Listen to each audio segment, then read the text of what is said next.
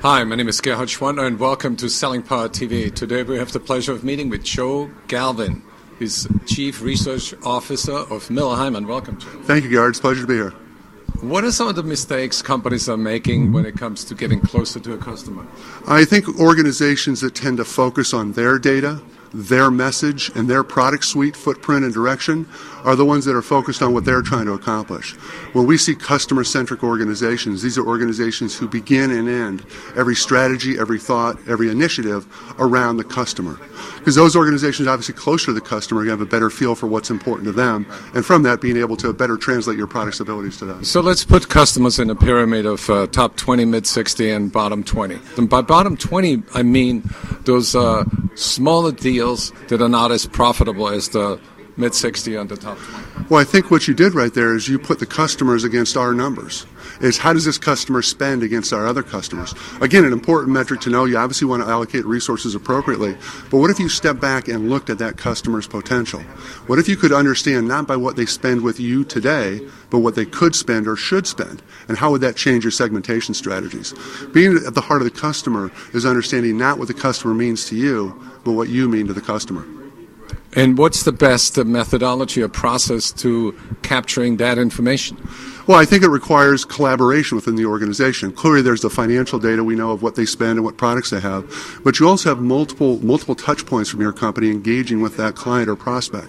That was the premise of CRM, that everyone who touched the customer, we could collaborate. Unfortunately, it's kind of mutated in different ways.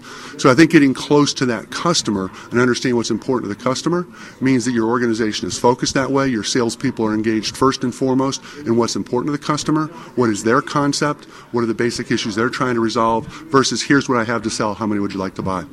Now, obviously, sales leaders play a major role in that area of customer focus. Don't salespeople look up to their managers and see what they practice versus what they preach? Absolutely. Salespeople do one of two things. They do what they get paid for and what their manager makes important to them. If the manager is not engaged in customers, if the manager is not focused on the rep, only on the number, only on the next proposal, only on the forecast, that's how the rep will behave. Consequently, embedding that customer centricity in everything you do, from the CEO's message down to the receptionist when you walk in the door, is central to those organizations that are customer-centric. And ideally, it will over time play out to your benefit. Is there such a thing as a customer-centricity audit? A customer centricity audit, I think you could capture that in a variety of ways. One would be the use of net promoter score type data, customer satisfaction data, obviously retention data. I think what customer centricity means to any organization is based on their products and service suite and those types of things. But clearly being able to understand what's important to your customers and how close you are to fulfilling or satisfying that will have a lot to do with your success with those customers, but also by identifying that ideal customer profile, you can now go out to a prospect base who are not clients and be able to relate value in terms that are meaning to them. Tell me a little bit about the Miller Heiman Custom Research Service. Our Custom Research Service, we're creating a program, Miller Heiman Research. We use the term Miller Heiman Research Institute as a metaphor for a learning, dynamic organization focused on capturing the collective wisdom of our communities. More than 1.5 million alumni, more than 100,000 people registered for our different publications. 29,000 people have participated in our survey over 9 years. You combine that with our client list that covers every vertical, every time zone, every size company on the planet, and the sales consultants and distributors who engage with these people daily. The goal of Miller Heiman Research is to harvest that collective wisdom and then to find ways to bring that forward that is meaningful to our customers, that can give them that external perspective to allow them to focus on what's important to them in their world and understand the best practices, the data comparison, and really how to optimize that in your world.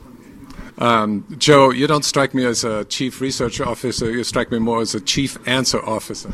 Well, quite frankly, Gerhard, I think my job is not to answer questions, but to raise questions. But I think you did a fantastic job. And for anybody who wants to know more about Joe's company, go to millerheiman.com. And I can't thank you enough. Thank you, Gerhard. Great Pleasure. job. Thanks.